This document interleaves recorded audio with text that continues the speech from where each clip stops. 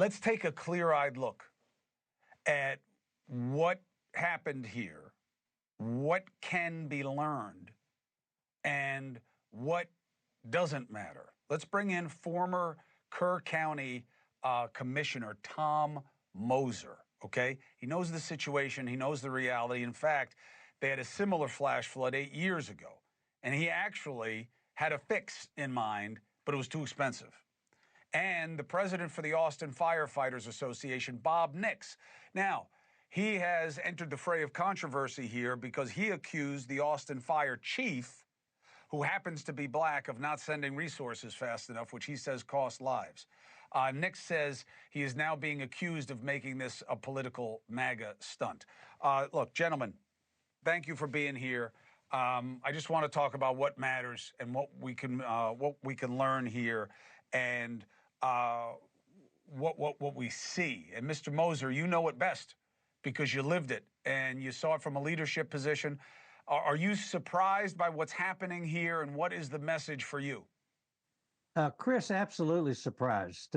It'll be interesting to see somebody do a probability analysis on the probability of something like this happening. It's probably going to be 1 in a million or something like that. It'll be interesting. Somebody will do it.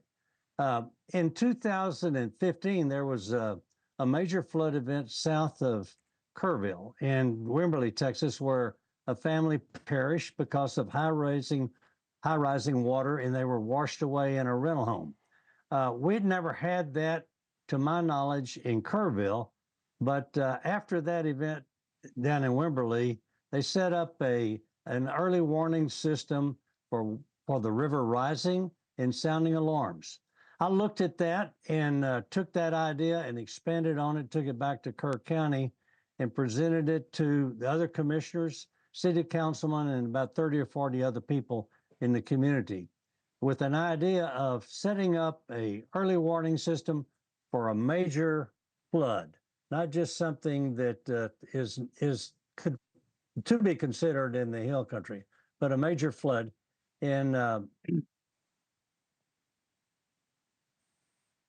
you there, and Mr. we Moser? talked about that, and the community did not want. Yeah, the community did not finish want your point, sirens. please. Okay, I will. So community did not want sirens, so we had a plan and we executed what we could. So just, Mr. Moser, just to kind of at bottom, when you look at this situation, do you see this as a function of blame, or do you believe that this was a natural catastrophe that no matter what you had, it was going to be terrible? I absolutely believe the latter. It was a natural catastrophe, no matter what we did. Okay, could we have saved more lives? Perhaps, and probably so. Mr. Nix, I don't know why I said, I want you to answer this question for me. Yes, the chief is black. Is that relevant to you in your criticism? No, absolutely not. Nothing to do with it. Well, then I apologize for making it a detail of the description. Not that it's, to be apologized for whatever race somebody is, but what is the issue for you with the chief? We want to make sure the truth comes out. I mean, our chief, we're part of Texas Task Force 1 that responds routinely across the state of Texas to take care of our broader community. And we are really the experts on swiftwater rescue in the hill country, including Kerr County. Our fire chief, under some misguided notion he's going to save money, put a no deployment order into the fire department where we cannot accept any deployments. And then when he was interviewed today, he said it was because he was trying to teach the bean counters that we need to get our reimbursements faster. He's literally putting lives on the line for no reason at all. And, our firefighters in Austin are some of the best boat crews and rescue swimmers in the state. We're all go.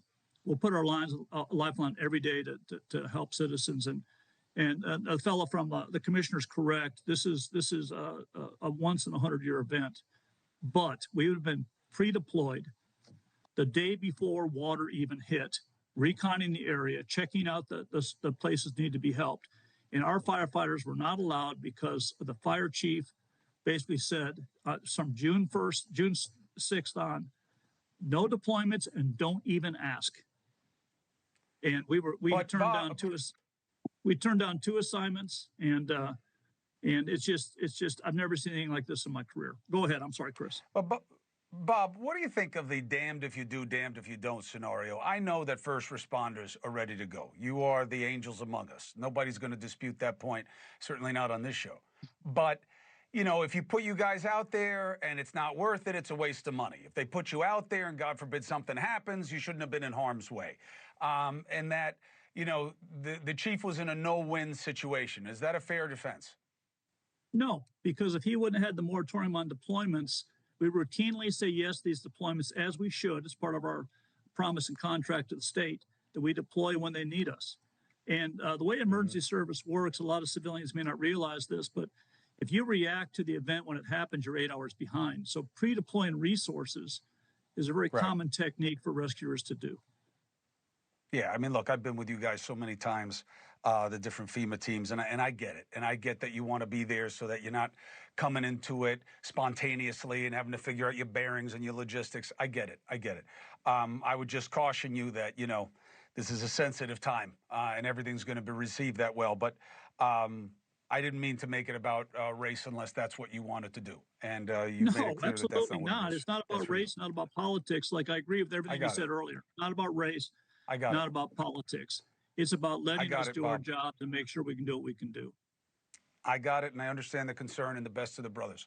Tom, let me ask you something real quick before I let you guys go.